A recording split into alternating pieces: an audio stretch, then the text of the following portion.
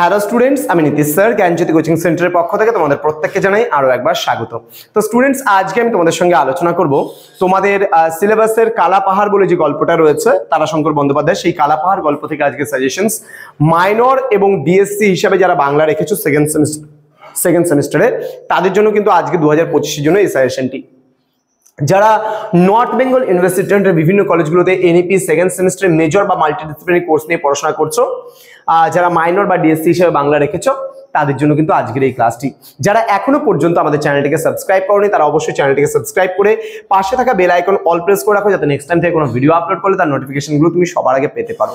এছাড়া তোমরা যারা ভাবছো যে অনলাইনে আমাদের ক্লাস জয়েন করবে তারা অবশ্যই যোগাযোগ করো আমাদের অফিসিয়াল নাম্বার 7076398606 নাম্বারে অথবা 6295916282 নাম্বারে। তোমাদের টোটাল কোর্স ফি রয়েছে তোমাদের এই সাধ্যের মধ্যে। যারা থার্ড সেমিস্টারে উঠবে, থার্ড সেমিস্টারে মেজর কোর্সের কোর্স ফি 1199 এবং থার্ড সেমিস্টারে আমাদের কিন্তু যে কোর্স ফি রয়েছে প্রোগ্রাম কোর্সে তাদের 699 রুপিস।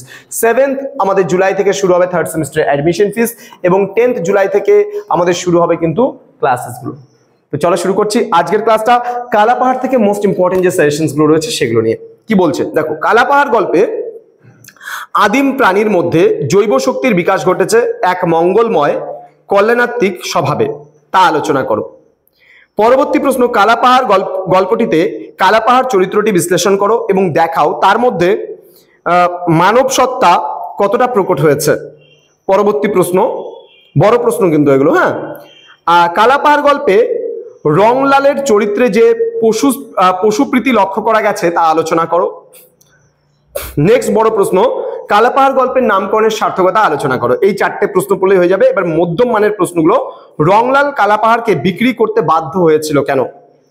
নেক্সট, বৎসর 3 পর আকস্মাৎ একদিন একটা দুর্ঘটনা ঘটিয়া গেল, দুর্ঘটনাটির বর্ণনা দাও।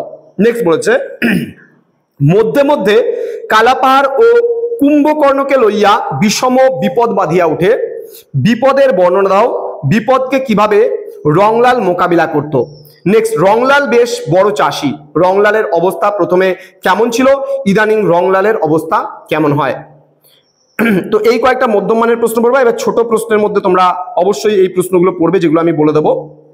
দেখো, ছোট প্রশ্ন তো প্রচুর আছে, যেমন রংলালের ছেলেকে, রংলাল দেখতে কেমন, রংলাল কিভাবে গরুর যত্ন করত, যশোদার শিক্ষা কত দূর, রংলাল কত টাকা দিয়ে ডাল তোমার হচ্ছে ভালো গরু কিনতে চায়, রংলালের গরু কেনার 200 টাকা কিভাবে জোগাড় হয়েছিল, রংলাল গরু কিনতে কোথায় গিয়েছিল। তো এই ধরনের প্রশ্নগুলো আসে। রংলালের মহিষ দুটির কি কি নাম ছিল, একটা নাম ছিল কালাপাহাড়, এবং অন্যটির নাম ছিল তোমার হচ্ছে কুম্ভকর্ণ, হ্যাঁ।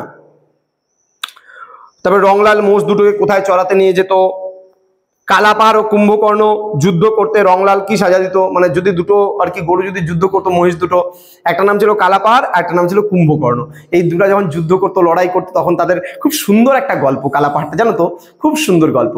তো তোমরা একবার পুরো গল্পটা দেখবে, খুব ভালো লাগবে গল্পটা, হ্যাঁ। নেক্সট, কিভাবে লাস্টে কুম্ভকর্ণের মৃত্যু হয় এবং কালাপাহাড় বেঁচে থাকে। তো কুম্ভকর্ণের মৃত্যুর পর রংলাল কি কিনেছিল এবং কেন কিনেছিল, কালাপাহাড়কে যশোদা কত টাকায় বেচে দেয় লাস্ট অব্দি, হ্যাঁ। কালাপাহাড় গল্পের নায়ককে, রংলালের ছেলের নাম কি, ইত্যাদি প্রচুর প্রশ্ন আছে। রংলাল কত টাকা নিয়ে হাটে গিয়েছিল, মানে এগুলো ছোট ছোট প্রশ্ন, কোথা থেকে কিভাবে আসবে বলা মুশকিল। তারপর যেমন সংসারে অবুঝকে বুঝাইতে যাওয়ার তুল্য বিরক্তিকর আর কিছুই নেই, কেন এই কথা বলা হয়েছে।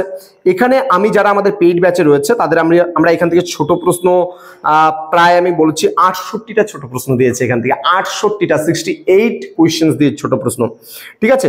তো এই প্রশ্নগুলো একটু পড়তে হবে। দেখো, গল্পটা না পড়লে তো ছোট প্রশ্ন আর কমন পাওয়া যায় না। তো আমি তবুও কিছু প্রশ্ন নিয়ে তোমাদের সঙ্গে আলোচনা করলাম। যারা আমাদের পেইড ব্যাচে রয়েছে তাদেরকে আমরা সবটাই প্রোভাইড করেছি, কিন্তু তোমরা যারা ইউটিউবের মাধ্যমে আজকে এই মুহূর্তে দাঁড়িয়ে ভিডিওটি দেখছো, তোমাদের ক্ষেত্রে সবকিছু পড়া সম্ভব নয়। তারপরেও আমরা কিছু প্রশ্ন তোমাদেরকে কমপ্লিট করে দিলাম যেন তোমাদের পড়তে সুবিধা হয়। খুব ভালো করে তোমরা পড়ো, প্রিপারেশন নাও এবং আমাদের অফিসিয়াল নাম্বারটা সেভ করে রাখো। যদি কখনো মনে হয় যে না, জ্ঞানজ্যোতি কোচিং সেন্টার আমাদের নর্থ বেঙ্গল ইউনিভার্সিটির most trusted one and only coaching centre, সেটা হচ্ছে জ্ঞানজ্যোতি কোচিং সেন্টার, সবচেয়ে পুরাতন এবং অনেকদিন ধরে তোমাদের সঙ্গে রয়েছি। বিগত 7 বছর ধরে অনলাইনে আমাদের কাজ চলছে এবং অফলাইনে আমাদের কোর্স হচ্ছে দীর্ঘ 18 বছরের।